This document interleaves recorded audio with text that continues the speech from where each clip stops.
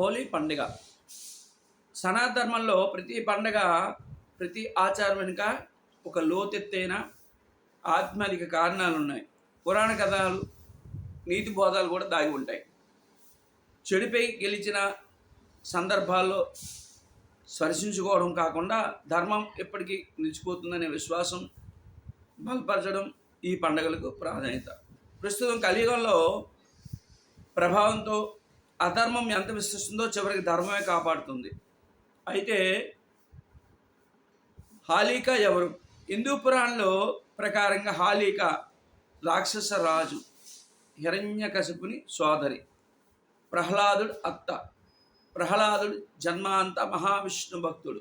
కానీ విష్ణువు దేశించడ హిరణ్య శివుణ్ణి తన కుమార్తెని భక్తి మార్గ నుంచి తప్పించినందుకు ఆమెకు ప్రయత్నాలు చేస్తాడు.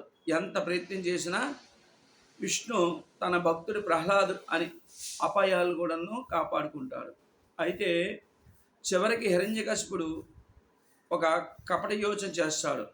అగ్నిలో కాలిపోని వరం కలిగిన హాలీకాను ప్రహ్లాదుడి ఒడిలో పెట్టుకుని అగ్నిలో కూర్చోవాలని ఆజ్ఞాపిస్తాడు. కానీ దైవశక్తితో పరిస్థితి మారింది. భక్తుడైన ప్రహ్లాదుడు అగ్నిలోమక్షేమంగా బయటపడేందుకు హాలీక మాత్రం తన దురుద్దేశ కారణంగా అగ్నిలో కాలిపోతుంది.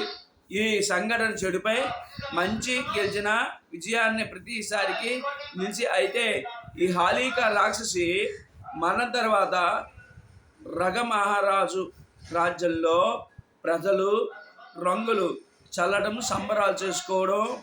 అప్పటి నుంచి హాలీక ముందు రోజు హాలీక దహనం నిర్వహించారు. ఆనవాయితీగా మారింది. ఆ రోజు రాత్రి ఇంటి ముందే వీధి మధ్యలో కట్టెలు పేర్చి ఉపయోగం లేని వస్తువులను వేసి దహనం చేస్తారు. దీని ద్వారా చెడు అహంకారం, అసూయ వంటి దుష్టవర్తనలు దహించబడతాయని భావిస్తారు.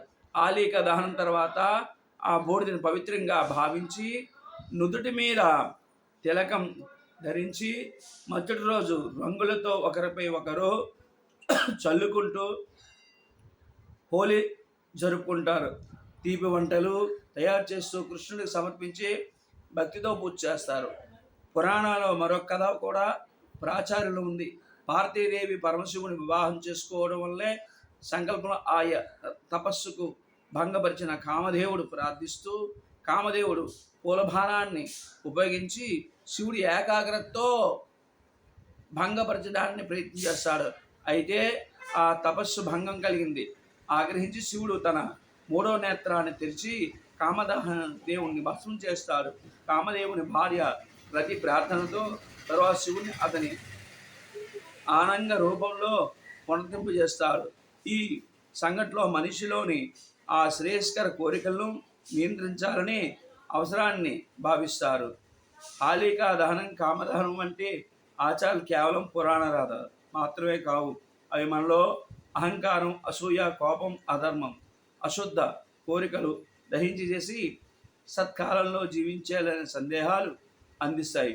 రంగుల పండుగ హోలీ ఆనందాన్ని పంచుతూనే మనసులో మలినాలు తొలగించాలని, సత్యరూపాన్ని ఆవిష్కరించాలని బోధిస్తుంది.